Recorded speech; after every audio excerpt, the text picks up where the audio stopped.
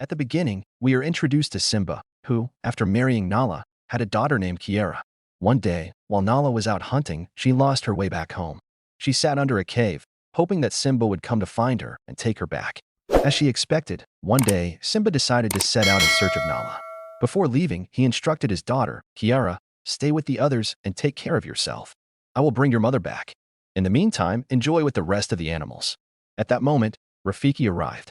Portrayed as the grandfather figure in the movie, Rafiki lifted everyone's spirits and said, "Let me tell you a story." He then began narrating a tale about a lion who was initially a wanderer but eventually became a king, Mufasa. This marks the beginning of the actual storyline. We are shown the journey and adventures of young Mufasa. He lived with his parents in barren lands, where years of drought had left many animals sick. Curious, Mufasa asked his parents, "What are those mountains from which the light is shining?" His mother replied, "The place is called Malal. One day, we will definitely go there. I've heard it has everything, and the animals there live in peace." During this conversation, something remarkable happened. It began to rain. The animals rejoiced with happiness, unaware that their joy would soon turn into misfortune. The rain intensified, leading to a flood. As the water level rose, many animals started drowning. Mufasa himself was swept away by the rushing water. In a desperate attempt to save his son, Mufasa's father immediately leaped into the water. He managed to grab Mufasa in his mouth and threw him onto some nearby rocks, where his mother was calling out to him. However, Mufasa was terrified. Suddenly, an elephant, carried along by the raging current, crashed into the rocks, breaking the spot where Mufasa was standing. As a result, Mufasa fell back into the water. Luckily, he found a floating piece of wood. Climbing onto it, he managed to keep himself afloat. The current carried him to a small pond, where he encountered a cub named Taka. While floating, Mufasa noticed Taka shouting at him, "Watch out! Big crocodiles are chasing you." Hearing this, Mufasa panicked and swam toward the shore. Taka helped him out of the pond, but the crocodiles were dangerously close. Just in time, Taka's mother arrived and overpowered the crocodiles, driving them away. Now that both cubs were safe, Taka turned to his mother and said, "Why don't we let Mufasa join our group?" However, his mother refused, explaining that their group had a strict rule. They did not allow any wanderers. Mufasa responded, "I am not a wanderer. My father is the king of our territory, but a flood came, and I got separated from my parents." Hearing his story, Taka's mother became emotional and decided to take Mufasa to their home, where Taka's father was also present. However, upon seeing Mufasa, Taka's father grew angry and repeated what Taka's mother had said: wanderers were not allowed in their group. Mufasa insisted, "I am not a wanderer. I know my parents will find me someday. Besides, I am very talented. I can run so fast that I can even outrun you." Hearing this, Taka's parents gave him a challenge. "All right," they said. "If that's true, then defeat Taka in a race. Only then will we accept you into our group." The race began. Taka was much faster than Mufasa and quickly took the lead. At one point, Mufasa accidentally fell into the water and started drowning. Just in time, Taka reached him and saved his life. Later in the race, Taka remained ahead. He could have easily won, but at that moment, he realized he needed a friend and a brother. So he deliberately slowed down, allowing Mufasa to win. Seeing this, Taka's father became furious that Taka had lost intentionally. However, Taka was overjoyed, as through this loss, he had gained a brother and a friend. But his father warned him, "Be careful. The one you are calling your brother might one day take away everything you have." As time passed, Mufasa and Taka grew close, enjoying each other's company.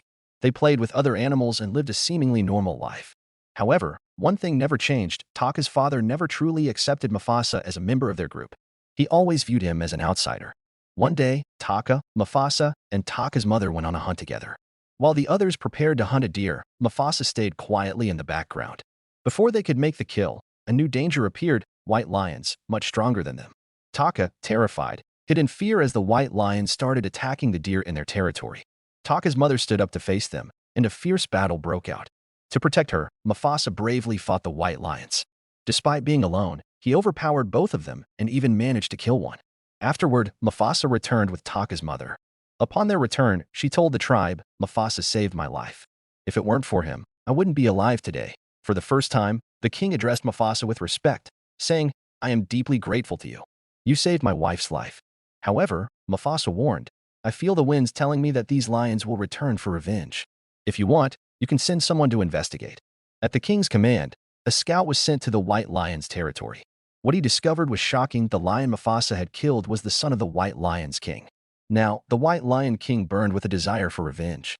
Furious at his son's death, The White Lion King executed the lion responsible for abandoning his son. The scout returned and reported, "The white lions are merciless and incredibly strong. We cannot defeat them." Hearing this, the king grew fearful and told Taka, "If you want to be king, you must leave this place. Nothing will survive here, and our name will be forgotten." At sunrise, Taka and Mufasa were told by their mother, "Look at the light coming from between the mountains. That place is called Malal. You must go there and stay until the danger is past." Taka and Mufasa departed, but soon after, the entire White Lion group arrived. Their king confronted Taka's father, demanding, "Tell me, who killed my son?" Taka's father pretended to be unaware of the event, which enraged the White Lion King. Meanwhile, his warriors discovered signs of two lions fleeing and began their pursuit. They eventually caught up with Taka and Mufasa. Seeing the white lions approach, Mufasa said, "We should stand and fight. Running away isn't bravery." However, they were vastly outnumbered. Taka insisted, "We must run." While they argued, the white lions arrived, demanding, "Tell us, who killed our prince?" Without fear, Mufasa admitted, "It was me." Yet, the white lions didn't believe him. They suspected Taka instead, thinking he was the true culprit. Ignoring Mufasa's protests, they chased after Taka, believing his blood to be that of the king's heir. As they fled, they reached the edge of a cliff. Below, there was nothing but water.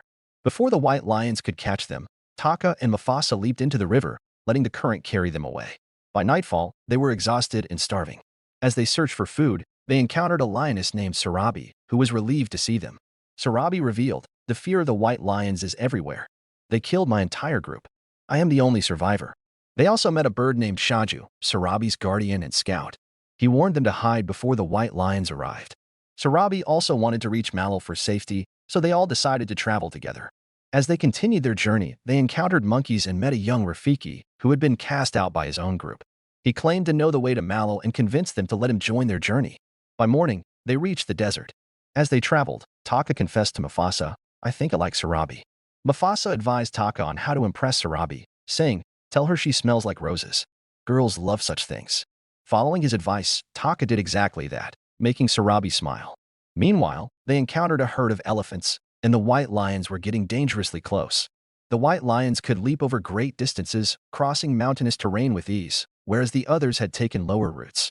To escape, they needed a distraction. Thinking quickly, Sarabi climbed a tree and broke open a beehive. Swarms of bees attacked the elephants, causing them to stampede in panic. The chaos tangled the white lions among the elephants. Though most of them managed to escape, had climbed a tree and was now stranded on a weak branch. When the branch broke, she plummeted into the middle of the elephant herd. Their rapid movement triggered a landslide, blocking the white lion's path and averting the immediate danger. However, Sarabi was unconscious from the ordeal. Rafiki quickly massaged her neck to revive her. When she awoke, she asked, "Who saved my life?" Without hesitation, Mufasa lied, "It was Taka." He knew Taka had pride and feelings for Sarabi, and he didn't want to take the credit. Sarabi went to Taka and thanked him, while Rafiki, having witnessed the truth, quietly grew to respect Mufasa even more. The group resumed their journey, eventually reaching the snowy mountains. The glowing light of Malal now appeared much closer. However, a new problem arose. Their footprints were visible in the snow, making it easy for the white lions to track them. Mufasa devised a clever plan, instructing Shaju to erase their footprints. The plan worked perfectly, and when the white lions arrived, they were left confused, unable to find a trail to follow. Sarabi, having observed Mufasa's intelligence and bravery, began realizing the truth. It was Mufasa who had saved her life, not Taka. She started feeling drawn to Mufasa and tried to confront him about it, but he continued to deny it. Taka, noticing their growing bond, became jealous. He recalled his father's warning, "One day, this wanderer will take everything from you." Fueled by anger and paranoia, he made a fateful decision. Taka approached the white lions and revealed, "Do you know who killed your prince?" "It wasn't me, it was Mufasa. I may have royal blood in my veins, but Mufasa is the one who spilled your prince's blood. I will help you capture him because I, too, have my own scores to settle." He then misled them, saying, "We are heading toward Malal. Follow my footprints, and you will find him there. Kill him." That night, Taka returned to the group, pretending as if nothing had happened. The next morning, they crossed the mountains and finally reached Malal. Mufasa was overjoyed. There, he saw animals living in peace and harmony, working together without conflict. But this peace was short-lived. Suddenly, the White Lion King and his army appeared. The animals of Malal trembled in fear, remembering the terror the white lions had once inflicted upon them. Mufasa was shocked. How had they tracked him? He was unaware that it was Taka who had betrayed him. As the white lions attacked, chaos broke out.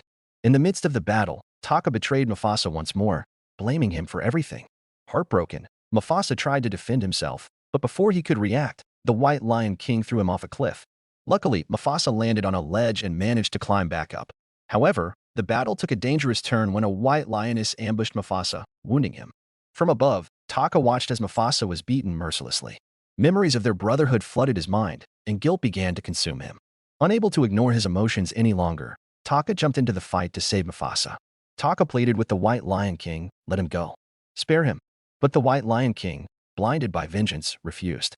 Now, both brothers realized they had to fight together. As their battle raged on, Rafiki caused an earthquake, shattering the cliff beneath them. The ground collapsed, and all of them fell into the river below. From above, they saw a massive boulder tumbling toward them. At the last moment, Mufasa moved aside and pushed the White Lion King directly into the path of the boulder. Within seconds, the White Lion King was crushed, ending his reign of terror. Mufasa's bravery was celebrated, and the animals crowned him their new king. His name spread far and wide. Then, a figure stepped forward. It was his mother, Algh. Their reunion was emotional, but Mufasa also learned tragic news. His father had been killed. Meanwhile, Taka approached Mufasa, seeking forgiveness. However, the animals of Mallow called for his exile. Before they could act, Mufasa silenced them. As long as I rule, my brother will stay by my side. Overwhelmed by guilt, Taka told Mufasa, never think of me again. With that, he left for the unknown mountains, disappearing from Mufasa's life. This marked the end of Mufasa's tale, the story Rafiki had been narrating to Kiara. As the story concluded, Simba returned with Nala, bringing her home safely. Kiara, overjoyed, also had a new brother to welcome. The story ended with a grand celebration as the kingdom rejoiced in unity, peace, and the strength of family.